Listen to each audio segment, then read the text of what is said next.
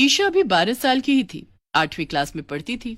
इस उम्र में ईशा को जीव जंतुओं की खोज करने का, उनके बारे में जानने का शौक हुआ। जैसे कौन सा जीव कहाँ रहता है, वो क्या खाता है। इसलिए ईशा ने एक दिन जंगल में जाने का सोचा। जंगल में मुझे बहुत सारे हर तरह के जीव जंतु मिलेंगे, मैं उन्हें देखूंगी और उनके बारे में ज्यादा से ज्यादा जानूंगी, फिर कितना मजा आएगा। पर मुझे जंगल में जाने के लिए माँ से झूठ बोलना होगा, नहीं तो माँ मुझे जाने नहीं देगी और अंधेरा होने से पहले ही मुझे घर लौटना होगा। ईशा निकल पड़ती है माँ से झूठ बोलकर जंगल की तरफ। जंगल में चारों तरफ अलग अलग तरह के जीव घूम रहे थे। उन्हें देखकर ईशा बहुत खुश हुई। मैं बड़े होकर एक किताब लिखूंगी और उस किताब में उन सब जीव जंतुओं के बारे में लिखूंगी। कितना अच्छा लगता है इनके बारे में जानना। ईशा धीरे धीरे आगे बढ़ती जा रही थी। तभी ईशा को कुछ अजीब सी आवाज सुनाई दी।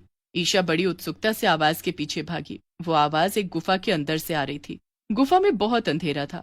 ईशा फिर भी उस अंधेरी गुफा में घुस जाती है। तभी अंधेरे में उसे कोई काट खाता है। ईशा जोर से चिल्लाती हुई गुफा के बाहर आ जाती है। आह, आह, ये मेरे हाथ पर किसने काटा? बहुत दर्द हो रहा है मुझे। अरे ये क्या, मेरा हाथ नीला क्यों पड़ता जा रहा है? ओह, कहीं किसी जहरीले कीड़े ने तो मुझे नहीं काट लिया। शायद हो सकता है मुझे इस गुफा से दूर रहना होगा, पर इसका क्या करूं? माँ ने देख लिया तो बहुत डांट पड़ेगी। ईशा हाथ को छिपाकर अपने घर पहुंच जाती है। रात को खाना खाकर ईशा सो जाती है, पर आधी रात को ईशा को कुछ अजीब लगता है, इसलिए उसकी नींद टूट जाती है। रात भर ईशा सो नहीं पाती। सुबह होते ही ईशा रोज की तरह स्कूल जाती है। आज ईशा का पढ़ाई में बिल्कुल भी ध्यान नहीं था। ईशा, ईशा, क्या हुआ तुम्हें? आज तुम्हारा ध्यान कहाँ है?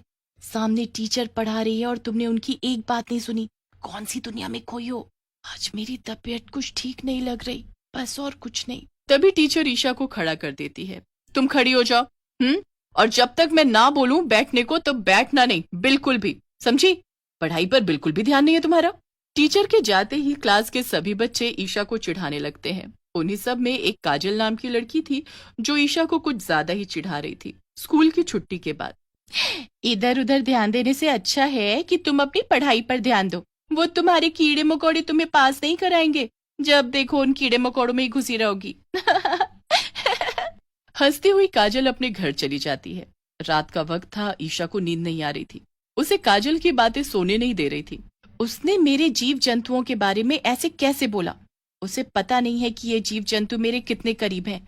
उनके बारे में मैं बुरा नहीं सुन सकती। ईशा को बहुत गुस्सा आता है। तभी ईशा चुड़ैल मकड़ी में बदल जाती है और आधी रात को चुपचाप काजल के घर पहुंच जाती है। उठ जा, तू मेरी नींद हराम करके आराम से कैसे सो सकती है? उठ, नहीं तो लात मारकर उठाऊंगी। कौन है? सोने क्यों नहीं देते? मुझे सुबह जल्दी उठकर स्कूल भी जाना होता है। जैसे ही काजल की नजर मकड़ी पर पड़ती है तो उसके डर के मारे पसीने छूटने लगते हैं। कौन हो तुम? देखो मैंने कुछ नहीं किया, मुझे तुम कुछ नहीं करना। मुझे मेरी माँ के पास जाना है। माँ के पास नहीं, मैं तुझे जहन्नुम पहुंचाऊंगी। काजल भागने की कोशिश करती है, तभी पीछे से मकड़ी अपने जाले से उसे बांध देती है, पूरा ऊपर से नीचे तक, और उसे उठाकर जंगल में ले जाती है। जिस गुफा में उसे किसी कीड़े ने काटा था बस वहीं फेंक देती है। सुबह होते ही ईशा साधारण लड़की बन जाती है। ये मैंने ठीक नहीं किया, मैं तो ऐसी नहीं थी, पर ये सब मैंने जानबूझकर नहीं किया। अब मैं किसे बताऊं कि मैं एक मकड़ी बन जाती हूँ? कौन मेरी बात पर यकीन करेगा? मैंने काजल के साथ सही नहीं किया। अगर ये बात किसी को पता चली तो मेरे लिए ठीक नहीं होगा। मुझे चुप रहना होगा। ईशा क्लास में चुपचाप पढ़ रही थी। तभी पीछे बैठा अंकुर चुपचाप ईशा की किताब पर बहुत सारी स्याही डाल देता है। ये तुमने क्या किया? देखो मेरी सारी किताब खराब कर दी तुमने। अब मैं कैसे पढ़ूंगी? क्या बात है, कैसे शोर मचा रखा है तुमने? टीचर जी देखो ना अंकुर ने क्या किया, इसने मेरी किताब खराब कर दी सारी। मैंने कुछ नहीं किया, ये उसने खुद किया है और नाम मुझ पर लगा रही है। वैसे भी पता नहीं आजकल इसका ध्यान कहाँ रहता है। ईशा ध्यान रखा करो जरा। ईशा सब जानती थी कि ये सब अंकुर नहीं किया है। ईशा जब अंकुर को वॉशरूम जाते देखती है तो वो भी उसके पीछे पीछे चली जाती है। अंकुर वॉशरूम में हाथ धो ही रहा होता है कि तभी सामने लगे शीशे पर उसे एक मकड़ी चलती दिखाई देती है। तभी वो मकड़ी धीरे धीरे बड़ी होती जाती है।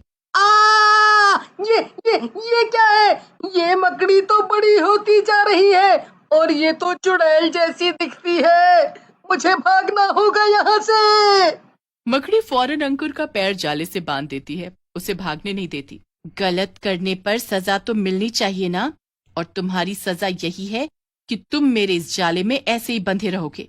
बहुत शौक है ना तुम्हें झूठ बोलने का, तो लो, अब न तुम बोल पाओगे ना ही खा पाओगे तुम। मकड़ी चुड़ैल अंकुर को भी जंगल वाली गुफा में फेंक आती है। ऐसे ही कई दिन तक चलता रहा। स्कूल से काफी बच्चे गायब हो गए।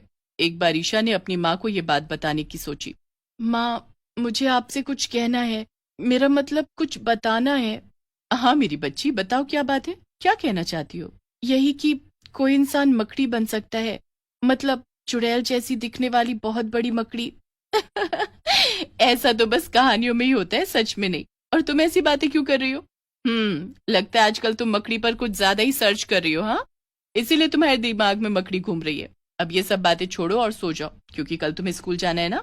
समझा बुझाकर माँ ईशा को सुला तो देती है, पर उसे कुछ अजीब लगता है। कई दिनों से ईशा कुछ बदली बदली सी लग रही है। आजकल ठीक से वो खाना भी नहीं खाती और गुमसुम सी रहती है।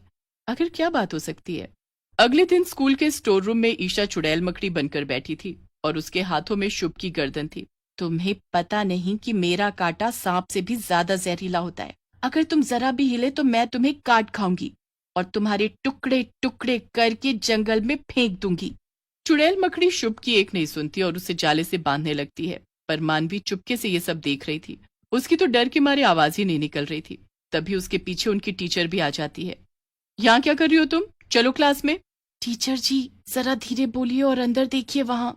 टीचर भी उस चुड़ैल मकड़ी को देखकर हैरान थी। ये तो बहुत विशाल मकड़ी है, वो भी चुड़ैल मकड़ी।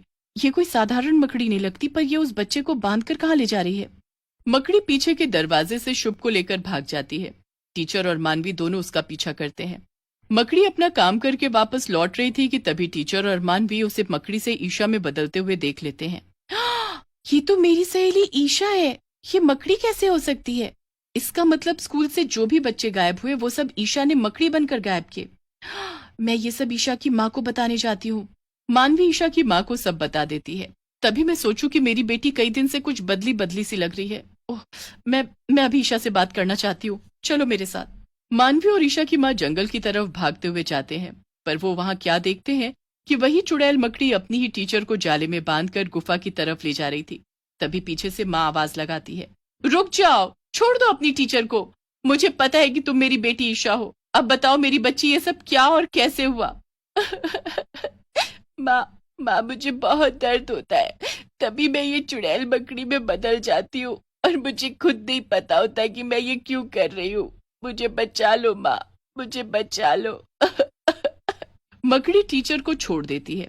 अब मुझे विस्तार से सब बताओ कि क्या कभी कुछ हुआ था तुम्हारे साथ? चुड़ैल मकड़ी वो सब बता देती है जो उस दिन उसके साथ जंगल में घटा। इसका मतलब तुम्हें नहीं पता उस गुफा में क्या था? तुमने देखा ही नहीं? इसका मतलब उस गुफा में कुछ तो है।